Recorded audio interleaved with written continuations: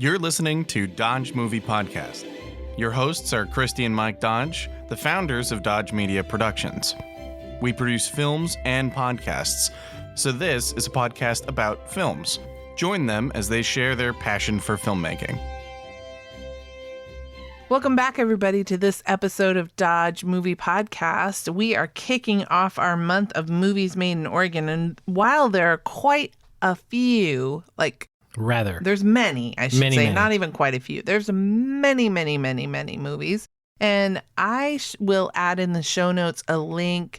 The state of Oregon has a film division, and they have created a very cool, it's like a tour of movie landmarks. And so, one of them is in Astoria where they make Goonies.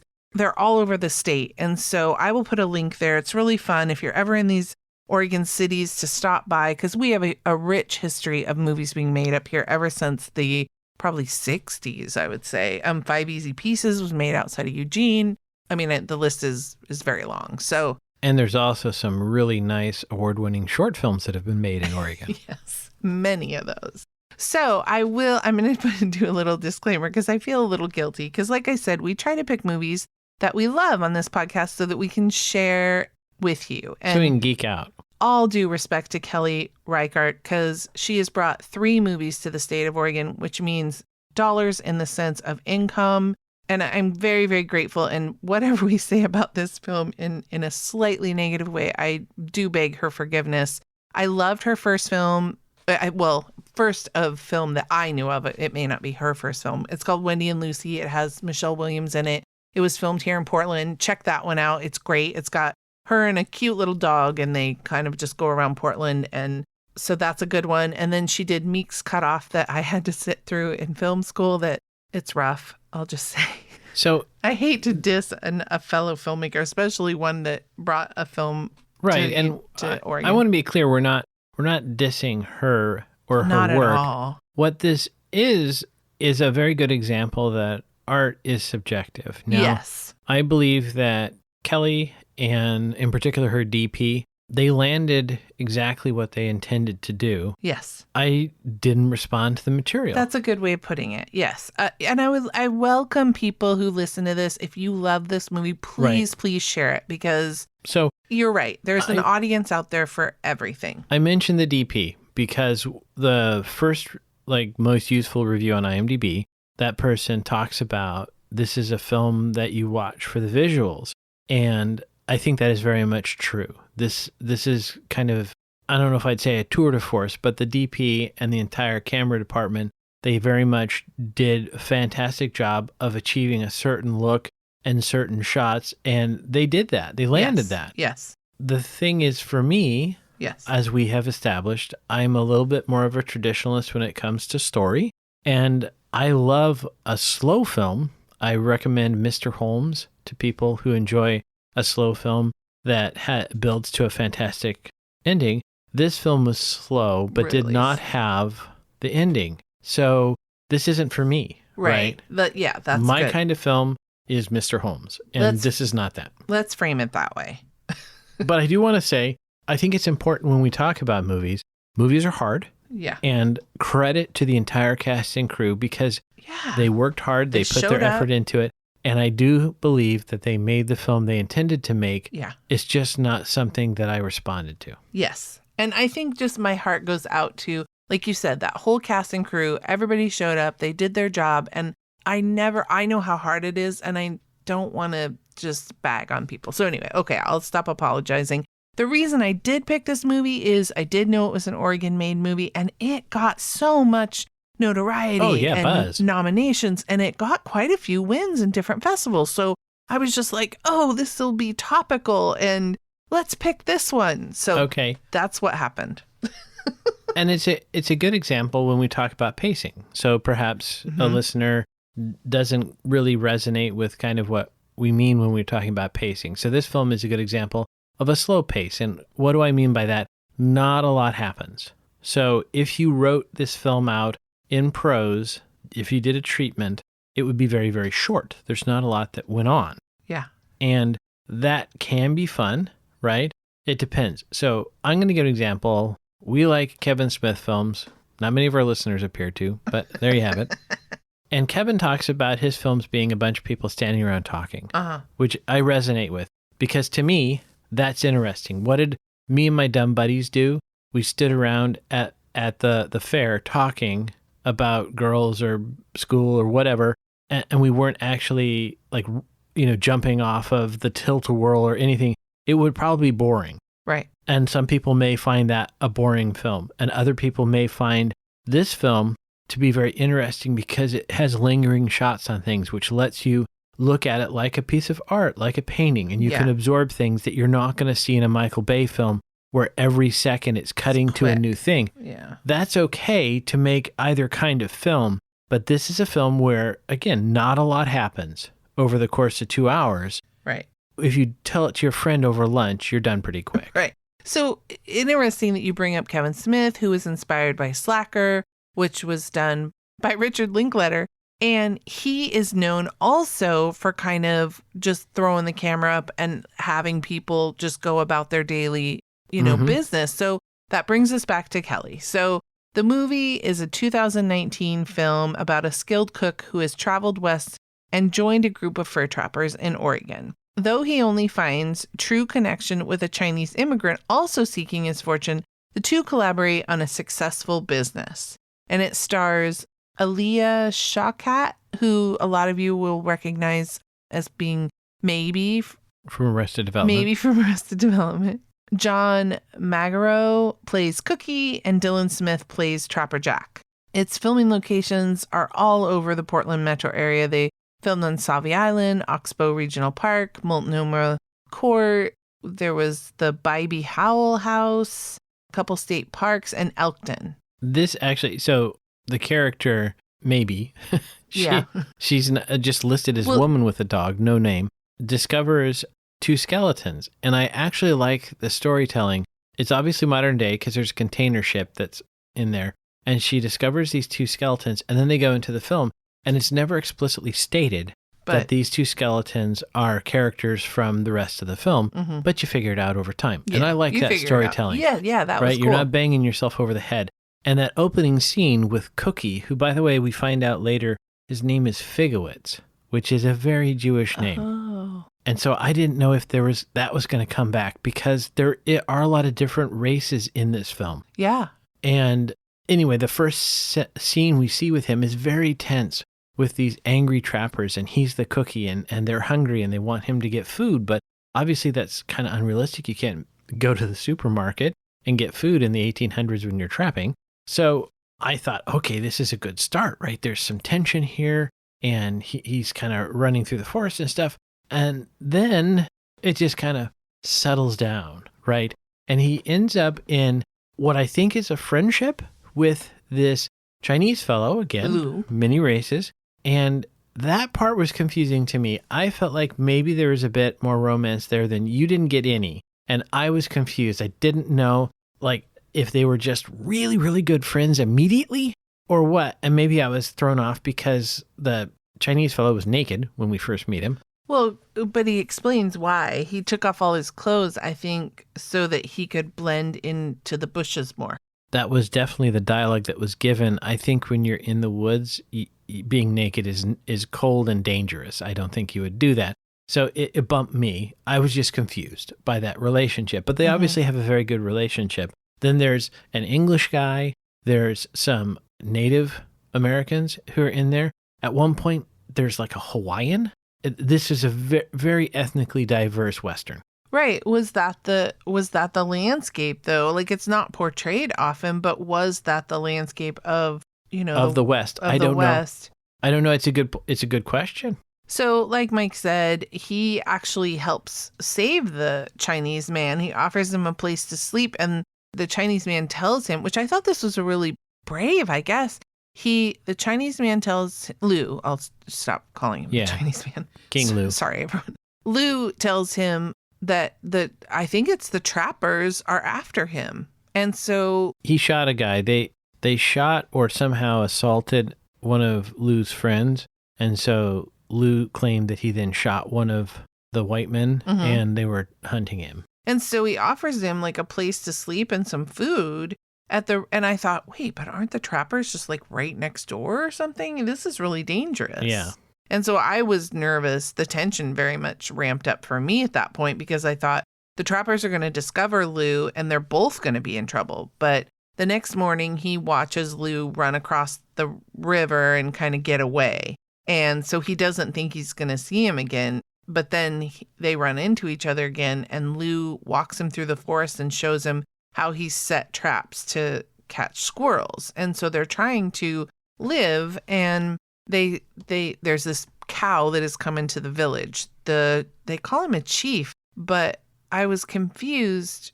So there's the Native American like chief as we think of them traditionally. The leader. But then I felt like the cow belonged to the Englishman. Yeah, he was the head guy. He was kind of in charge, whatever that meant. And so he had an actual home where everyone else lived in little huts. And there's a couple scenes where they walk through, I guess, what would be like a little settlement, right? There's a couple little... it's a trading area. That's where the trappers were going to sell their beaver pelts. And so there would be like a little fort. And I noticed that Rene Auberjonois from Benson, for all those of you who are old enough to remember the TV show Benson, he was kind of the snooty chief of staff for the governor. And he's in this film, but and he's an actor of a certain acclaim. Yeah. Wasn't he in a Star Trek or something? Oh yeah, very good. I think it was a Star Trek or perhaps one of the legally similar but legally distinct ones. And he doesn't utter one line. No. Not one. Like we see him twice. I think you said in the credits he's listed as Man with a Crow. Yes. He went through because he has a crow on his shoulder. Hair and makeup at least one day. Oh my gosh. It's stuff like that. It's puzzling. So they walk through this settlement and they're talking and they realize that, okay, because it's clear we see Cookie makes biscuits and he makes them with water. But then he says, oh, if I only had some cream. And so that's when Lou, I think, kind of says, well, hey, let's go over to the cow in the middle of the night and we'll just get a little bit of cream. And so he makes these biscuits and Lou is just like, these are the most heavenly biscuits I've ever tasted. Can you do this again? So he says, of course. So they steal cream again and he makes the biscuits and now they take him to the little settlement town and they sell them and they go fast. And people, like for the last one, they actually pay like way more than they were asking for. And you know, I think really there was a sponsorship opportunity missed here from the Tillamook Creamery. It was confusing to me because he has access to baking powder but not milk. That just seemed a little odd to me. And I haven't made the recipe with water versus milk from the cow, but I couldn't understand how Cookie and Lou thought they were going to get away with this. Right. So the first time I get it, middle of the night, it's like cow tipping. You go and you milk the cow, but they kept going back every night. Yeah. And I just thought, how are you going to not get caught? This makes no sense to me. Right. And that's where one of my notes is Cookie touched in the head?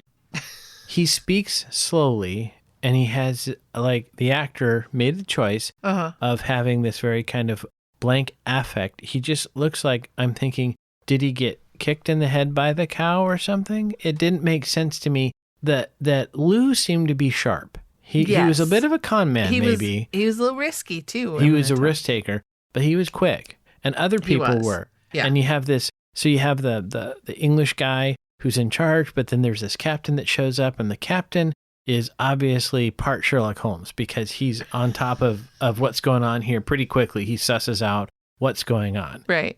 Except the one character who seems to be pretty slow on the uptake is Cookie. So the second day that I don't know if it's the second day, but a secondary day, I guess, a following day, he has taken the biscuits and the Englishman says, can you make a clafoutis? And he was like, oh, yes, I know how to make a clafoutis. And so to me, like your idea, your quandary of, is he not altogether in the head? I think I never got that because he knew of these recipes. He knew, and like you said, I don't know where he got the baking powder, but he knew how to combine certain things.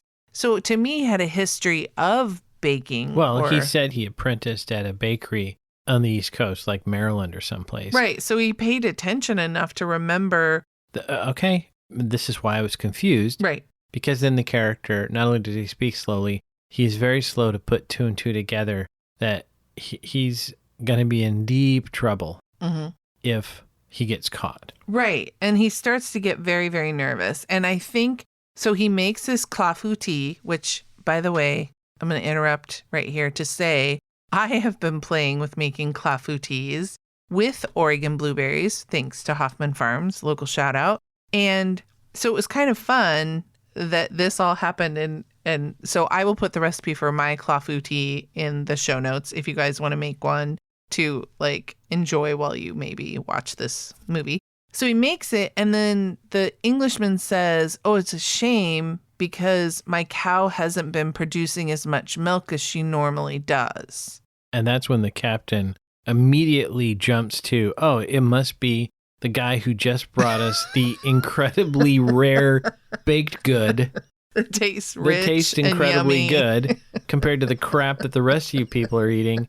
I wonder where all that milk is going. And you kind of see Cookie. Was Lou there? Did he go with him? I don't think he was. So, but you see Cookie kind of pucker, like, uh-oh. Yeah. They might be on to me. They might be. And there was a funny bit where there's a woman who translates for the Native American chief. And yes. And they're obviously in on this too, right? And they're like, oh, it doesn't take too many people to go. The only person other than Cookie who doesn't follow is the English guy. Like those are the two dimwits, I guess. Except for, so Lou says, okay, let's go get one more bucket of milk. And Cookie's smart enough to go, no, I think we're pressing our luck. I think we need to get out of town, out of Dodge, as they say. Yeah, hey. And we need to get out of town immediately because they're onto us. Right. So Cookie is smart. Like everyone is screaming, get out of there. It's a trap. Yeah. But Lou convinces him one more bucket. Just one more hit and then they can retire. As in movies that we have seen in the past, when they push their luck and they try one more time, like they knock over the bucket. It's the tree branch breaks, right? Oh, that's right. The tree branch breaks. And there's the guy, the inspector that you said, he was kind of outside. And so he hears it and he says, who's there? And that's when he knocks over the bucket because he's running away. So not only did they get caught, but they lost the milk. That is far and few between. And so now they're being chased by the chief's men who want to kill them. They have firearms and swords and stuff. Right. They're Lou's serious. Naked, practically. Right. Lou, look what you've done. So I got to say, listening to you have made this sound like more happened than actually happened in that film. But that all happened. Well. I'm not making it up. Well, you're entertaining, I guess.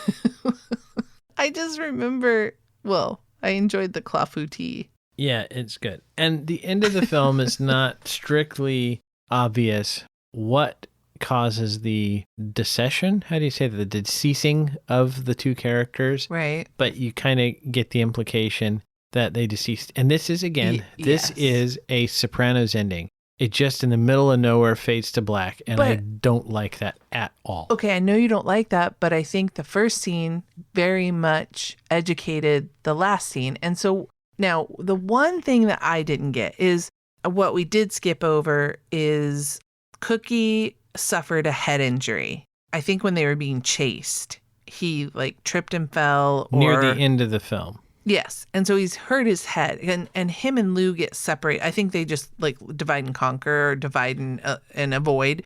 And so they get separated. And when they come back together, Lou says, oh no, your head.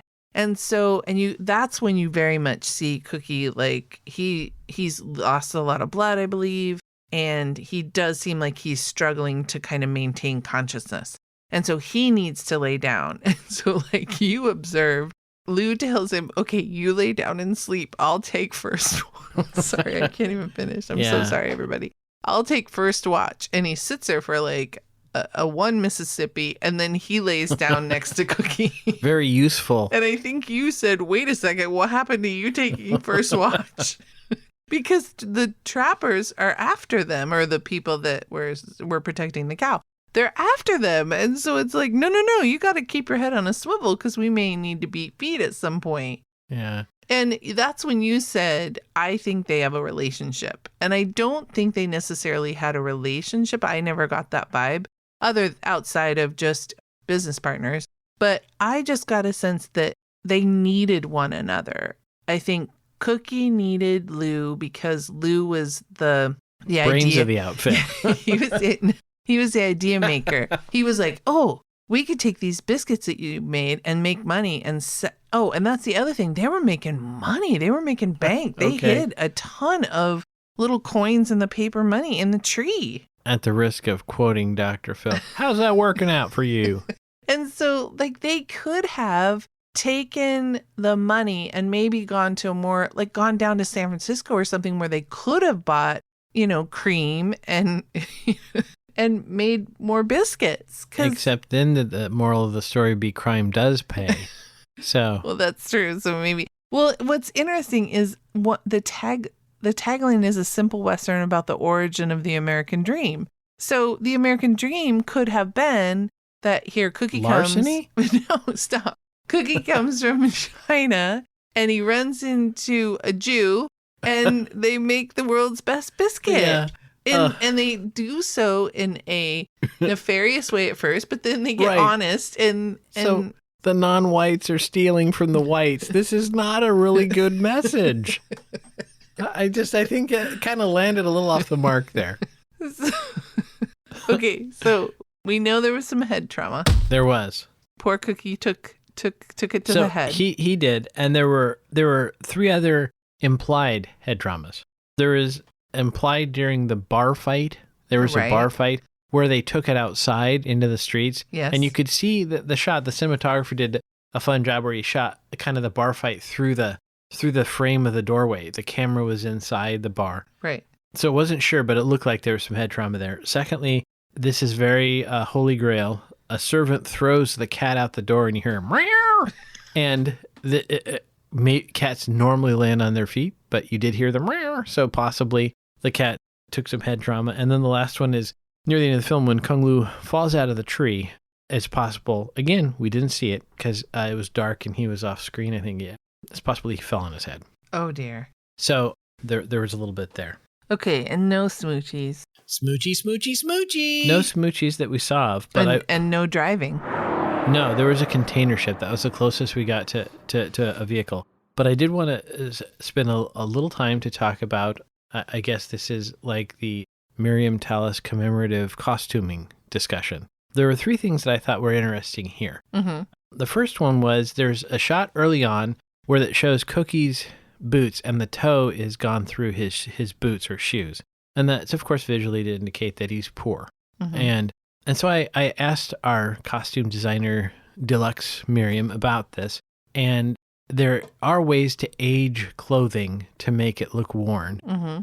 It's also, if you can find it, you can purchase them sometimes, from like a thrift shop or something that would be. But she said most likely they purchased something that was worn and then they had to work on it even more. So it is possible. And I think that's a good use of budget because that was visually, it was show don't tell with the clothing. The second thing, and I don't have an answer for this, but I'm curious, when Lou is nude, when he shows up, mm-hmm. right, is that considered costume design still? There's no costume. Does he go through hair and makeup? Because, is it considered that? Because they would have to, if the actor had a tattoo on his boonie, then they're going to have to cover it up. So I'm just curious, kind of from a credits perspective, how you handle that situation. What are you talking about? I think you're overthinking it. Right. Well, I'm just thinking Quest for Fire is a movie famous about cavemen where everybody was naked. So did they have a costume department for that film? Did they get an award, like a nom for the Oscars for costuming for Quest for Fire? These are things I wonder about. My brain is weird. And the third thing is there's a point where Lou has to trade buttons to a native guy for a canoe. Mm-hmm. And this bumped me. I'm sorry, filmmakers, but Lou just pulls the buttons off boop, boop, boop, boop, boop, boop, by mm-hmm. hand. Mm-hmm. If they came off that easy, they wouldn't hold his jacket closed. So that one was tough to me. I was like, certainly you should show him having to put a little more effort into it. That didn't make any sense to me. Or that he uses like a knife or something. Yeah, something. It was, okay. But yeah, okay. But that was just for Miriam. I had to throw that out because we've had a conversation about buttons. So. All right. Shall we do the numbers? Let's go to the numbers. Okay. This film, like I said, was made in 2019, so pretty recently. It was made for $2 million, and Domestically, it made $101,000. Now, I will say that obviously, I believe it came out in 2020. I feel like it came out during the pandemic, so it kind of has that asterisk on it. And worldwide, it's made just shy of $1 million at $900,000. So I think, unfortunately, a combination of it's possibly slow pace and being released in a pandemic and how many theaters were open when it was released. I feel like that needs to be acknowledged and not judged against it too harshly. It got a 7.2 out of 10 on IMDb. The critics love this movie at 96%, whereas the audience kind of, I think, more favored our opinion at 63%. It's just over 2 hours at 2:02, PG-13, and it's categorized as a drama Western. It comes from the A24 studio, which is kind of more of an indie studio. It was written by Jonathan Raymond and Kelly Reichardt. She did the screenplay, and like I said, it won many, many, many awards and got so many nominations. So there you have it, folks. First Cow, Oregon-made movie. I'm still proud of it. Look over at him and he's just... The reviewer on IMDb said half of the people who see this film will hate it. I think they're probably right. I just think it's hard for a lot of people to really respond to. I didn't hate it. It was. I didn't either. It was slow. It was just it slow. Was. I just and think it's just not our type of movie. It's hard for a lot of people, I think, to respond to the film. We love some chuckles. Yeah. Okay, so that's our first movie to kick off this month. Next week, we're going to talk about Overboard, the original one from 1987. Then the following week, we're going to talk about a sweet indie film. I love, love, love, love, love this movie. It's called Phoenix, Oregon. And part of why I want to talk about it is because Phoenix, Oregon was one of the towns that was hit so hard a couple of years ago by the wildfires, and it was just demolished, the whole town. And so this movie it's great that it provides a historic look at what this town used to look like. And so I want to, not only did we enjoy it, but I want to bring some attention to Phoenix, Oregon. And then the last week, we're going to talk about a couple little short films that we know pretty intimately. We'll release them to you guys and let you see them. And then we'll talk about and give you some behind the scenes dirt about our two little films that were made here in Oregon. So anyway, that's our Oregon month. We hope you guys enjoy. We hope that you enjoyed this 32 minutes that we provided talking about the first cow. And never forget, Dodges never stop, and neither do the movies. Thanks for listening to Dodge Movie Podcast with Christy and Mike Dodge of Dodge Media Productions. To find out more about this podcast and what we do, go to dodgemediaproductions.com. Subscribe, share, leave a comment, and tell us what we should watch next. Dodges never stop, and neither do the movies.